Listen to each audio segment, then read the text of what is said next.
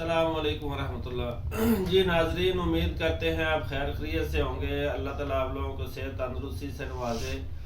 आज का हमारा जो मौजू है उन लोगों के लिए है जो पूरा दिन काम वगैरह करते हैं। कुछ लोग दुकानों पे काम करते हैं, कुछ मजदूरी करते हैं, कुछ औरतें जो हैं वो घरों में काफ़ी ज़्यादा काम करते हैं, तो उनका जिस्म जो है बिल्कुल थकावट और सुस्ती उनको हो जाती है। जिस्म के अंदर जो है ना कुव्वत बिल्कुल ख़त्म हो जाती है।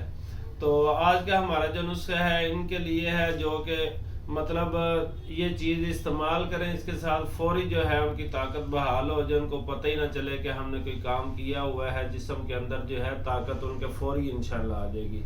तो इससे पहले आपको नुस्खा बताएं, जो लोग हमारे चैनल पे नए हैं हमारे चैनल को सब्सक्राइब करें, फॉलो और शेयर करें, क्योंकि हमारे चैनल पे वो वीडियो बताई जाती हैं जो आम रोज़मर्रा की ज़िंदगी में चीज़ें इस्तेमाल होती हैं और बग़ैर दवाइयों के आपको इंशाल्लाह इससे सेहतयाब आप हो सकते हैं। इससे आपको काफ़ी मर्ज़ों से जो है ना जान छूट सकती है आपकी।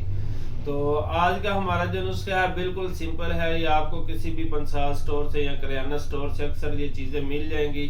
आप इसको बना के ख़ुद भी इस्तेमाल कर सकते हैं, बच्चों को भी इस्तेमाल करवा सकते हैं, औरतें भी इस्तेमाल कर सकती हैं, मर्द भी इस्तेमाल कर सकते हैं। जिस्म में इंशाल्लाह फौरी जो है इससे ताकत आपको मिलेगी। तो ये चीज़ें आप देख लें।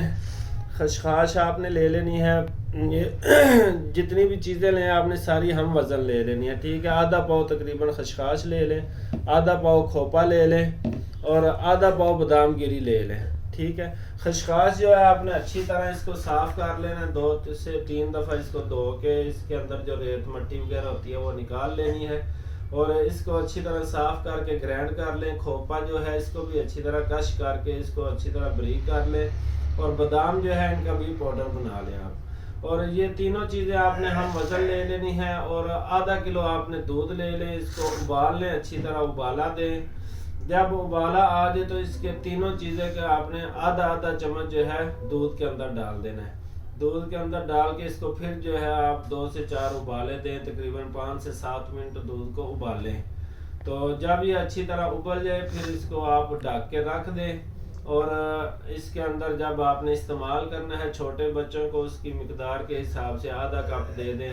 जो बड़े लोग हैं वो जो है 1 गिलास भी इस्तेमाल कर सकते हैं या 1 कप भी इस्तेमाल कर लें।